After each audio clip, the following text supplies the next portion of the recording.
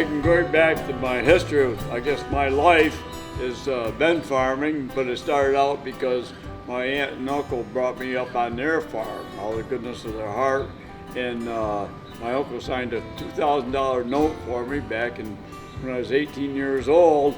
I bought 8 cows and rented a farm and worked in a foundry, got enough money to head. So when my wife and I got married in 1960, we bought our first farm, 180 acres, kind of a second-rate farm, but and I sold out in '66 because I didn't think I was going to make it. I had a good herd average for those days, like 14.5. It sounds funny now, but anyway, we've been through 3 years of drought and all that.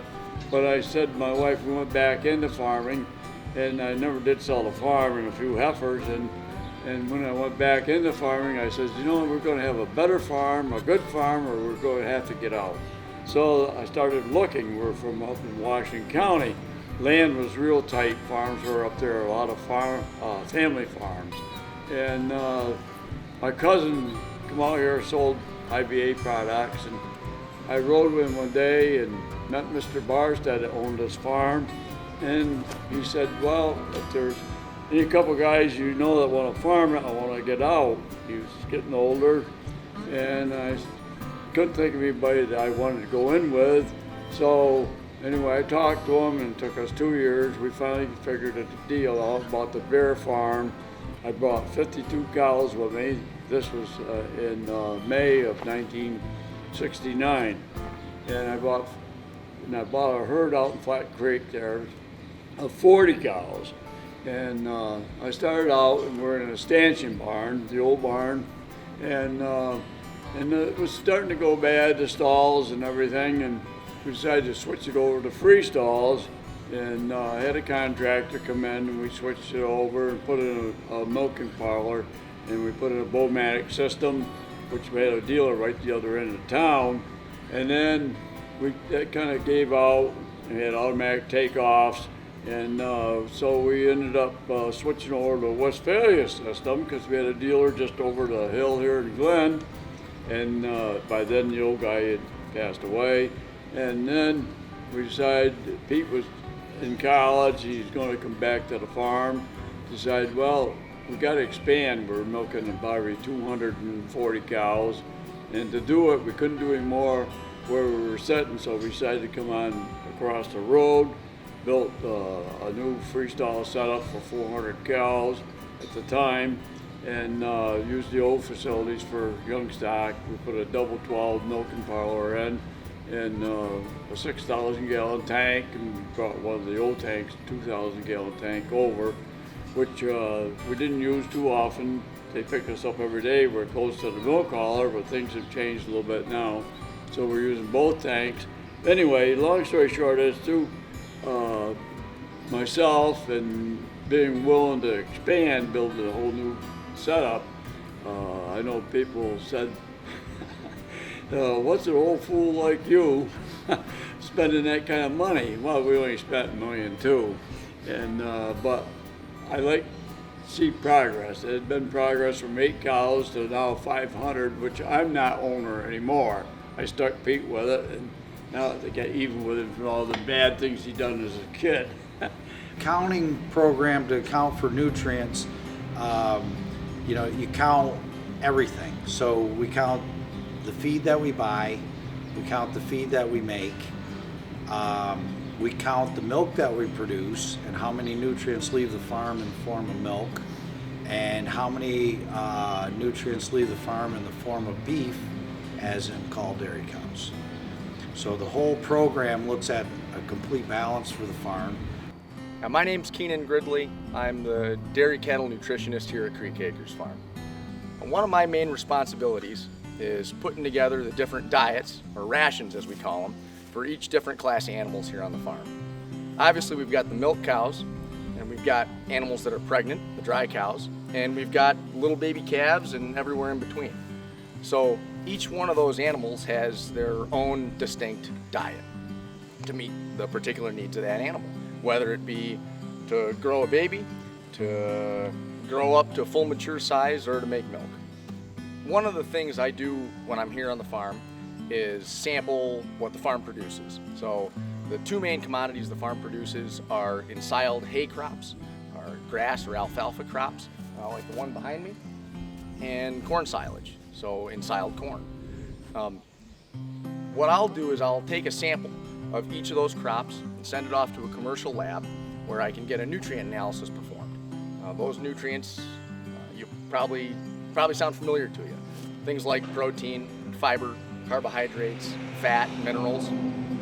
All that stuff's important to a dairy cow, just as it is to us. When that data comes back from the lab, I run it into a computer model that the scientists down at Cornell University have developed to help us predict what nutrients we need to achieve our goal. Matt's objective and the farm's objective is always to grow as much high quality feed as they can. And that's the goal of any good dairyman, really.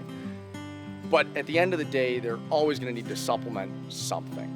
There's very few dairies that don't buy anything in. About 1,100 acres of crops. About 500 acres is corn, and about 600 acres is hay, or we make haylage out of it. We usually get about 4 cuts a year on the haylage ground, and try to do our best to get a good yield on corn. So on an average year, we yield about 18 tons of corn silage per acre, which works out to about 9,000 tons a year worth of corn silage that we end up feeding out to our animals. Haylage, we average about 4 ton worth of haylage per acre. So that's about 2,500 ton of haylage that we put up every summer to feed out 12 months out of the year. On crop stuff in about April, we work on getting manure out as much as possible, and then we get to start planting corn usually the first week of May, second week of May. The manure, because of the volume, there is, it's a whole half of the business. And so redistribution of the nutrients that go through the cow is important to balance on the farm so that we're not creating pollution and we're making the most of it. So some of the nutrients that the cow eats pass through and don't get really absorbed. Those nutrients can go back to the field and be reused by the next generation of plants that come off the field. So it's kind of a cycle of nutrient flow, and it's actually a government program that has us signed up.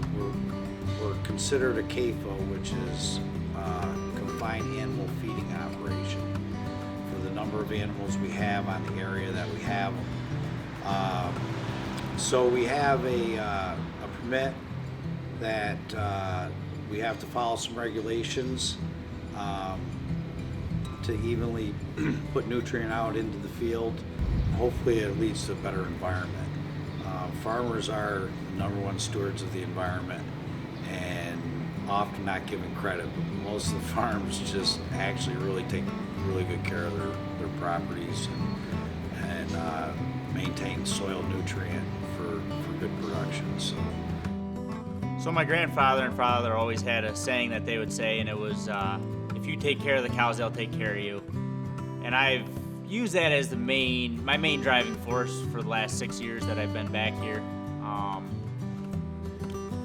I know how important it is to help the cows out, and ultimately we make out a lot better if the cows are healthy. My name's Erica Gogus. I've been the herdsman here for 4 years now.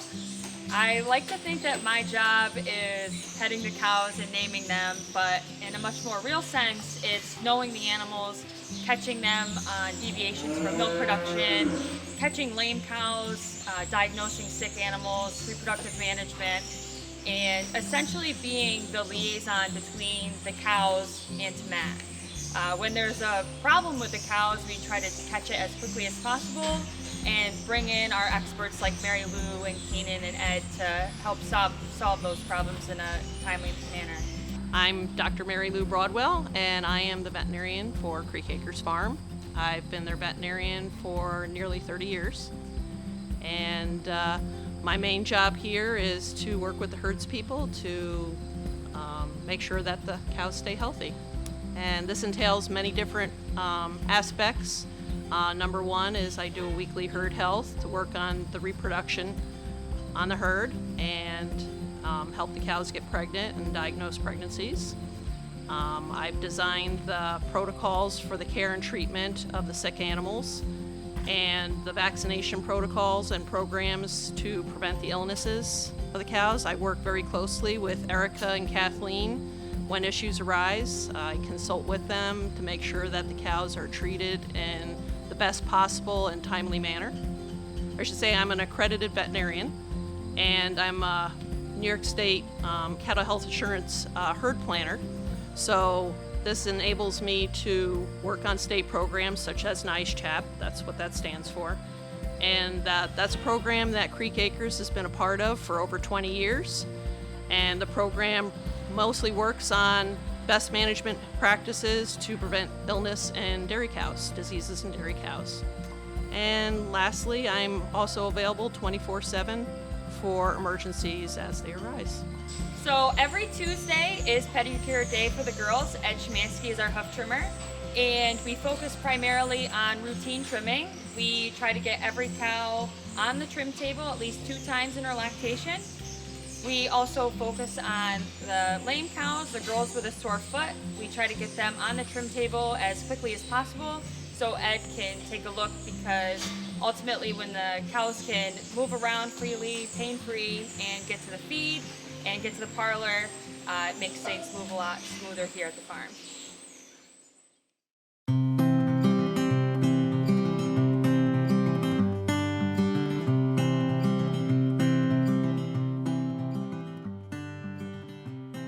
Another big part of my job is focusing on cow comfort. We've done a lot of renovations to this milking barn.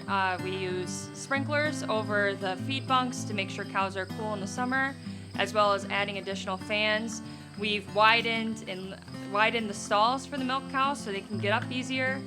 One of the demographics that we look at is actually lay time for the cows, and we strive between 12 to 14 hours a day that these girls are just laying down, chewing their cud, and hanging out and spending as least amount of time out of the pen as possible. And all of these factors help us to create the happiest, comfiest cows as we can. And at the end of the day, with all of those things in a line, they're gonna produce the highest quality milk, and they're gonna be as healthy as possible. That way, my job is easier. We have a huge amount of inputs, whether it be the people working with the animals, the people that are milking the animals, all the feed and all the grain that we buy. And the amazing part is it all comes out through that teat. And the more milk that we can get out of there, the better off we are as a farm at the end of the day. The herd average has gone from about 75 to about 90 pounds per cow over the last 5 years, and we hope to keep improving that. There's a ton of moving parts to all this, but one key component is the people we work with. I like to work with people I trust, and I'm lucky to have the great team around me that I have. We have people that have worked for us for over 25 years for our family, and some people that haven't been here very long at all, and they all bring so much to the table. The community here is family more than anything, whether it be the nutritionist who's here once every 2 weeks or the people that are here 70 hours a week working. We all know that our job is important, and if we question it even a little bit and screw up, then we realize how important our job actually is. Each person that works here has their own specialty and strengths. We have to lean into that and give them the opportunity to grow within their little area or big area. Being a third generation farm at this point, you know, my dad started it and I worked it, and now my son's working it, and it's, you know, it brings a lot of family pride, and you know, so there's that part of it, you know. So really happy that my son's able to really push it to the level he has.